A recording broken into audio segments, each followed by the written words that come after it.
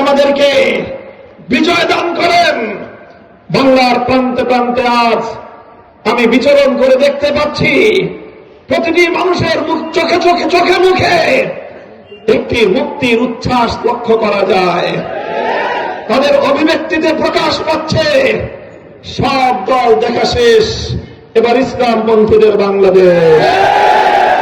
মানুষ সব কিছু দেখে দেখে বিরক্ত, মানুষ চাঁদাবাজির দৌরাত্ম আর বরদাস্ত করতে পারছে না।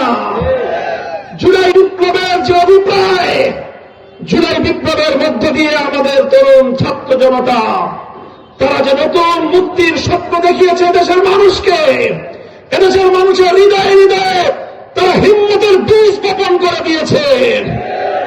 জুলাই বিপ্লবীরা প্রমাণ করে দিয়েছে বিপ্লবের জন্য বড় কোন রাজনৈতিক দল বা নেতার প্রয়োজন নাই।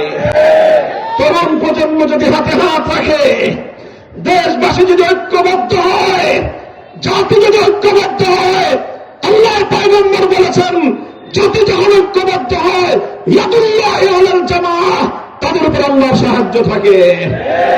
আজ বাংলার মানুষ ঐক্যবদ্ধ, সুতরাং আল্লাহর সাহায্য আমাদের সাথে আছে। আল্লাহর সাহায্য নিয়ে 12 ফেব্রুয়ারি 11 দলীয় নির্বাচনী ঐক্য বিপুল ব্যবধানে বিজয় অর্জন করবে ইনশাআল্লাহ। ইনশাআল্লাহ জুলাই বিপ্লবের যে আকাঙ্ক্ষা, জুলাই বিপ্লবের যে স্বপ্ন, সেই স্বপ্ন পূরণে আমাদেরকে গণভোটে হাঁকে জয়যুক্ত করতে হবে।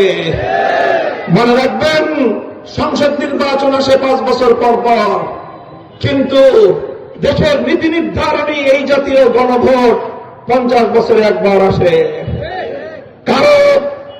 কারো ভুল প্রচারণায়, কারো বিভ্রান্তিতে কেউ না ভোটের পক্ষে ক্যাম্পেইন করবেন না। আমরা পরিষ্কার বলি, রাজনীতি করবেন, রাজনৈতিক মতপার্থক্য থাকতে পারে, বাংলাদেশের প্রশ্নে কোন মতপার্থক্য থাকতে পারে না।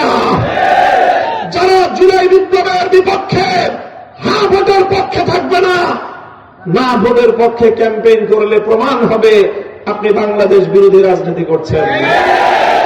বাংলাদেশ বিরোধী রাজনীতি বাংলার মানুষ ভালো চোখে দেখবে না।